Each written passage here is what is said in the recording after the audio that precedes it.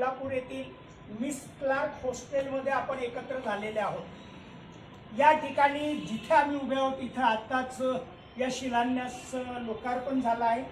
हा शिलान्यास यासाठी लावण्यात आलेला आहे, राजर्षी छत्रपती शाहू महाराजांनी 1902 ला जेव्हा आरक्षणाचे 50% मागासवर्गीयांना आरक्षण जाहीर केलं होतं, त्याची आरक्षण शताब्दी वर्ष होतं आणि 26 जुलै ह्या त्या तारखेपर्यंत शाहू महाराजांचा जन्मदिवस म्हणून साजरा केला जायचा आणि म्हणून मान्यवर कांशीराम साहेबांनी 26 जुलै ते 1 ऑगस्ट 2002 ला या कोल्हापुरात मेरीवेदर मैदानावर मोठा कार्यक्रम आयोजित केला होता, ज्यामध्ये बहन मायावतीजी त्यावेळेस उत्तर प्रदेशच्या मुख्यमंत्री होत्या। त्यांना इथली ज्या ठिकाणी आम्ही मिस क्लार्क हॉस्टेलमध्ये आहोत, 1908 ला शाहू महाराजांनी या हॉस्टेलची निर्मिती केली। त्या हॉस्टेलच्या निर्मितीबाबत संचालकाच्या माध्यमातून त्यांना त्याची दैनावस्था कळली।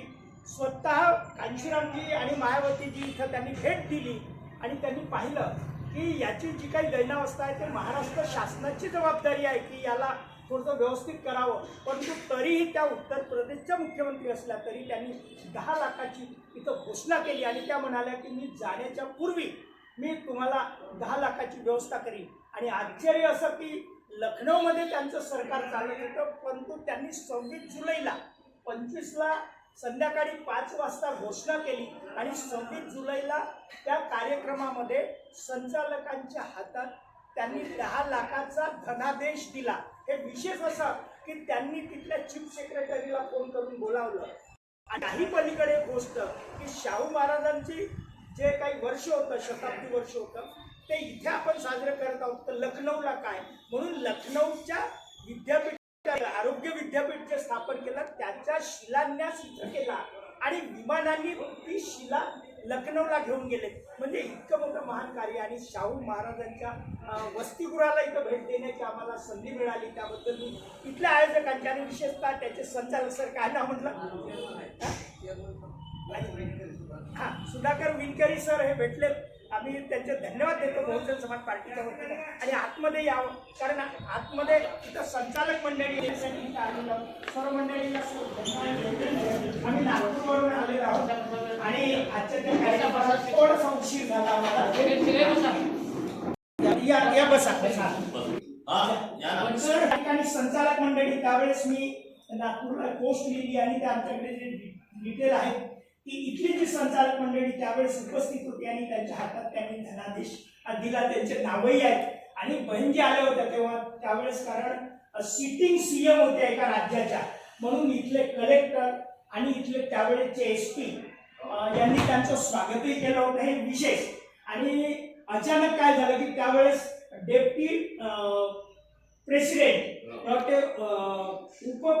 उपराष्ट्रपती त्यांचं निधन झालं होतं आणि त्यांचं निधन झाल्यामुळे बहिणीला लगेच जावं लागलं, नाही तर त्या 1 तारखेपर्यंत त्या 6 दिवस राहणार होत्या। बरोबर आहे कृष्णकांत त्यांचं निधन झालं आणि त्यांना लगेच ते जावं लागलं होतं, अशी ती स्थिती। मी बहुजन समाज पार्टीचा मीडियाचा प्रभारी आहे, मला मीडियाशी संबंधित थोडीफार माहिती आहे आणि म्हणून इथल्या सर्व दैनिक वृत्तपत्रात मोठमोठ्या बातम्या आल्या होत्या आणि त्या सर्व बातम्या आम्ही तिथे नागपुरात नेऊन आमचं जे साप्ताहिक दैनिक आपला साप्ताहिक बहुजन नायक मराठी आणि बहुजन संघटक हिंदी दिल्ली हे 2 जेव्हा आमचे साप्ताहिक निघायचे त्यात आम्ही या सर्व घडामोडी लिहिल्या आहेत आणि त्या छापल्या आहेत। तुम्हाला वाटलं त्याची इथला नंबर मिळाला, मी ती PDF कॉपी देईल, आता माझ्या मोबाईलमध्ये आहे ती PDF देईल, जेणेकरून इथल्या सर्व घडामोडी आम्हाला खूप बरं वाटलं की एका महापुरुषांच्या अशा परिस्थितीत वसतिगृह चालू केले। इथल्या ट्रस्टी लोक म्हटले की 600 रुपये मानधनावर इथलं कोणी पोरगं काम करणार नाही। आमचे त्यांचे घरेलू संबंध होते। माधव वैद्य क्लास 1 अधिकारी माधव तालुका, माधव वैद्य म्हणजे समाज कल्याण मंत्री, समाज कल्याण अधिकारी म्हणून आमच्या नागपूरला होते। हा नागपूरला त्यांनी मला आणलं इथं। अच्छा अच्छा अच्छा। आणि हे नव्यानं वसतिगृह 96 ला चालू केले। मग इथले ट्रस्टी म्हणजे सुधाकर तुम्हाला 600 रुपये मानधन मिळणार जिल्हा परिषद करून, तुम्ही राहणार की नाही? मी म्हणलो मी पगारासाठी आलेलो नाही, मला साहेबांनी आणलं वसतिगृह सुरळीत चालू झाल्यानंतर मी माझ्या गावाकडे जाणार आणि मग हळूहळू मी काम बघितलं महाराजांचं इकडं तिकडं फिरून. मग मी भारावून गेलो आणि इथली मंडळी मला माझ्या वडिलांच्या पेक्षाही म्हणजे मला नौकर म्हणून यांनी वागवलेलंच नाही. अशा पद्धतीची वागणूक दिल्यामुळं मी इथं रमलो आणि मी ठरवलं की शेवटच्या श्वासापर्यंत मी या ठिकाणीच काम करायचं, या मुलांची सेवा करायची. मीच नाही तर सगळ्या कुटुंबानंच हे काम वाहून घेतलं.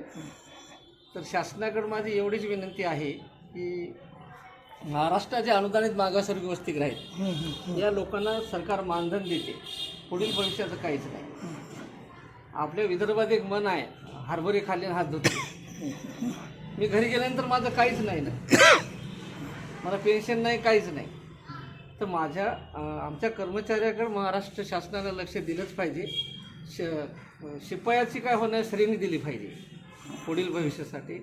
किमान आमच्या मानधनात वाढ केली पाहिजे आणि आमच्या मुलांच्यासाठी सरकार जे भोजन अनुदान देते त्याच्यात नाश्ता पण येत नाही. अच्छा, 1500 होता, आता 2200 रुपये केलं, ते पण वेळेवर देत नाहीत आणि संस्थेला उत्पन्न साधन काहीच नाही. आता 3-4 महिने झाला आम्हाला मानधन नाही, वेळेवर मानधन अनुदान मिळत नाही.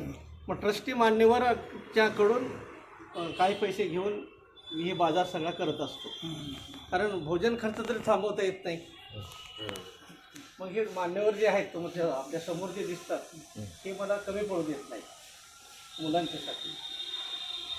अशा अवघड परिस्थितीत आता मायावतीने पैसे दिले, ते चरचरीत इमारत दिसते तुम्हाला, कंपनीनं मला इमारत बांधून दिली, पण पोटाला पाहिजे की नाही याच्यासाठी सुद्धा आपण आणि शासनाने विचार करावा ही माझी नम्रपणे विनंती. विणकरे सरांनी एक दुःख व्यक्त केलं आणि सत्य एक सांगितलं, एक लक्षात ठेवा की हे विणकरे सर या मिस क्लार्क हॉस्टेलचे सुपरवायझर आहेत, सध्या आता हे संचालन करतात. आणि यांनी सांगितलं की यांनी 400-500 रुपयापासून सुरुवात केली. आता यांना अजून म्हणजे चपराशाला मिळेल एवढाही पगार यांचा नाही, परंतु हे फक्त शाहू महाराजांच्या कामावर प्रभावित होऊन त्यांचं केलेलं कर्तृत्व आणि त्यांची ही जी सहकारी मंडळी त्यांच्या स्वभावावर भाडून हे स्वतः यांनी आपलं संपूर्ण जीवन या हॉस्टेलला देण्याचं कबूल केलं. आणि त्यांची एक विनंती आहे की महाराष्ट्र शासनाने जी काही एकदम तोडका जे काही हॉस्टेलला मदत देतात ती न देता पूर्ण मोठ्या प्रमाणात एक चांगली शासकीय वसतिगृहांचा दर्जा, शासकीय वसतिगृहांचा दर्जा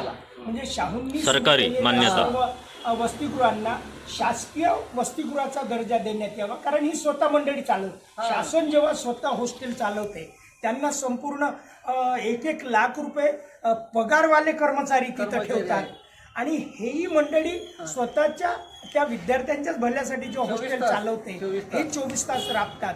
तर यांना सुद्धा शासनाने तो दर्जा देऊन त्या वसतिगृहाला शासकीय दर्जा देऊन ते मानधन द्यावं आणि त्या गोष्टी पूर्ण कराव्या असं शाहू जयंतीच्या निमित्त शाहू महाराजांनी स्थापन केलेल्या मिस क्लार्क हॉस्टेलच्या ही जी सुपरवायझर आहेत, जे काय आपण पर्यवेक्षक आहेत, जे संपूर्ण देखभाल करतात, त्यांचं हे म्हणणं आहे हे शासनाने लक्षात ठेवावं. एवढीच या निमित्तानं महाराष्ट्र शासनाला त्यांचे हात जोडून विनंती सुद्धा आहे की त्यांनी बिल्डिंगकडे लक्ष द्यावं आणि बाकीच्या सोयी पुरवाव्यात. धन्यवाद. आम्ही ही गोष्ट शासनापर्यंत पोहोचवण्यासाठी आम्ही सुद्धा प्रयत्न करू.